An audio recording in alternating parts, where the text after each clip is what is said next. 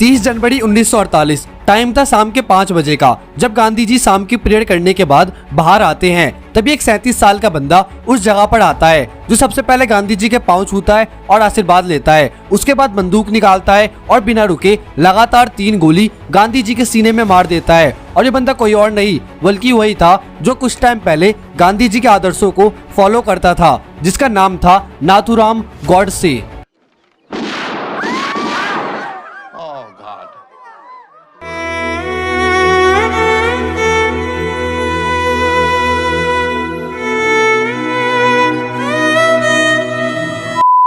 इन सभी चीजों को सुनने के बाद हमारे दिमाग में सिर्फ एक ही सवाल आता है, व्हाई गॉडसे किल्ड गांधी। एक बंदा जो पहले गांधी जी को अपना आदर्श मानता था और उनके दिखाए गए कदमों पर चलता था, उसके पास ऐसी क्या मजबूरी आ गई जिसकी वजह से उसे गांधी जी को मारना पड़ा। हेलो दोस्तों, स्वागत करता हूँ आज के एक और इन्फॉर्मेटिव वीडियो में। एंड आज के वीडियो का टॉपिक है व्हाई गॉडसे किल्ड गांधी। इसके बारे में तो हम सभी जानते हैं कि 30 जनवरी 1948 को शाम 5 बजे के आसपास में गॉडसे ने गांधी की हत्या की थी। गोली चलाने के बाद गॉडसे वहां से भागा नहीं बल्कि वहीं पर रुका रहा और कुछ टाइम के अंदर में पुलिस ने गॉडसे को वहीं पर अरेस्ट कर लिया। हालांकि ये कोई फर्स्ट टाइम नहीं था जब गॉडसे ने गांधी को मारने की कोशिश की थी। इससे पहले 20 जनवरी 1948 को गॉडसे ने गांधी की एक सभा में बॉम्ब फेंकवाया था, जिसकी वजह से वहां की सारी भीड़ इधर उधर भागने लगी और यही गॉडसे का प्लान था। फर्स्ट बॉम्ब से पूरी क्राउड को भगाने के बाद सेकंड ग्रेनेड गांधी जी के ऊपर फेंक कर उन्हें मारने का। बट फर्स्ट बॉम्ब फेंकने के बाद गॉडसे का पार्टनर जिसे सेकंड बॉम्ब फेंकना था, दिगंबर बेज, वो अपना कंट्रोल खो बैठा और सेकंड ग्रेनेड फेंके बिना वो वहां से भाग गया, जिसकी वजह से गांधी जी को मारने का फर्स्ट अटेम्प्ट फेल हो गया। इसके बाद दूसरे पर डिपेंडेंसी खत्म करके गॉडसे ने खुद से गांधी को मारने की शपथ ली और इसी शपथ को पूरा करने के लिए 30 जनवरी 1948 को गॉडसे ने गांधी जी पर गोली चलाया और अपनी शपथ को पूरा करा। ये सब होने के बाद गॉडसे को कस्टडी में लिया गया। उसके बाद गॉडसे से वही सवाल पूछा गया, व्हाई ही किल्ड गांधी। इसके रिप्लाई में गॉडसे ने कोर्ट में टोटल 5 घंटे तक अपने फेवर में बयान दिया, जिसमें नाथूराम गॉडसे ने गांधी को मारने के रीजंस को बताया था और ये रीजंस कुछ इस टाइप के थे। Number 1, according to Nathuram Godse Bharat के पार्टीशन के लिए पूरी तरह से गांधी जी जिम्मेदार थे। अगर वो चाहते तो इस बंटवारे को रोक सकते थे, बट उन्होंने ऐसा नहीं किया।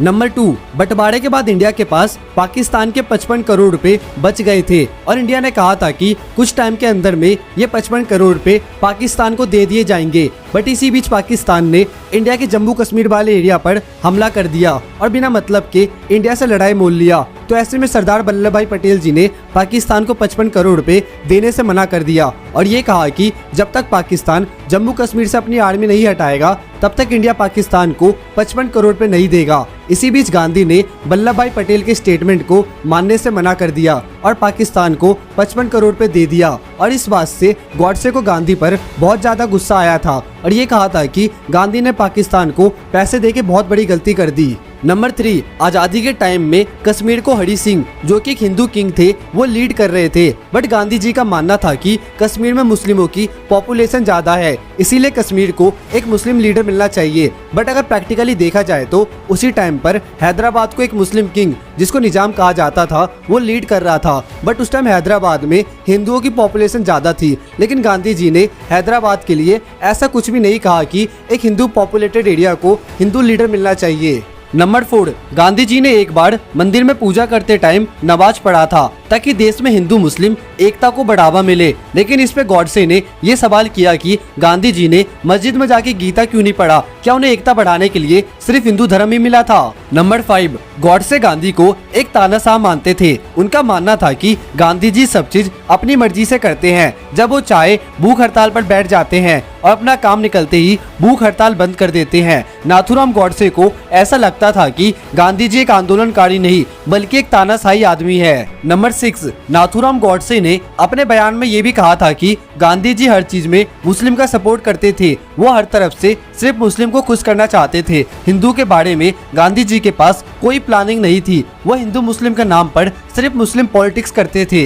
नंबर 7, नाथूराम गॉडसे ने यह भी कहा था कि जब नॉन कोऑपरेटिव मूवमेंट चल रहा था तब इससे काफी हद तक हम जीत की तरफ थे। तभी अचानक से गांधी जी ने इस आंदोलन को बंद कर दिया और नाथूराम गॉडसे की नज़र में ये गांधी जी की बहुत बड़ी गलती थी। नाथूराम का मानना था कि उन्हें ये आंदोलन बंद नहीं करना चाहिए था। लास्ट में गॉडसे ने यह कहा था कि मुझे गांधी को मारने का कोई अफसोस नहीं है, बल्कि मैंने गांधी को मारकर पूरे भारत पर बहुत बड़ा उपकार किया है। अगर मैं इस पे अपना ओपिनियन दूं तो नाथूराम गॉडसे की बातें मुझे कुछ कुछ जगह पर सही लगी। जैसे पाकिस्तान के 55 करोड़ रुपए अगर इंडिया रोक लेता तो शायद ये कश्मीर इशू इतनी बड़ी नहीं होती। लेकिन कुछ कुछ जगह पर गॉडसे की बातें मुझे गलत लगी थी। जैसे गांधी ने भारत का पार्टीशन किया है, लेकिन देखा जाए तो गांधी जी ने काफी हद तक इस बंटवारे को रोकने की कोशिश की थी। इवन वो बंटवारे के बाद से भूख हड़ताल पर बैठ गए थे। और अगर मंदिर में नमाज पढ़ने की बात करूँ तो ये भी फैक्ट है कि गांधी जी अपनी जिंदगी में सिर्फ एक ही बार मंदिर गए थे,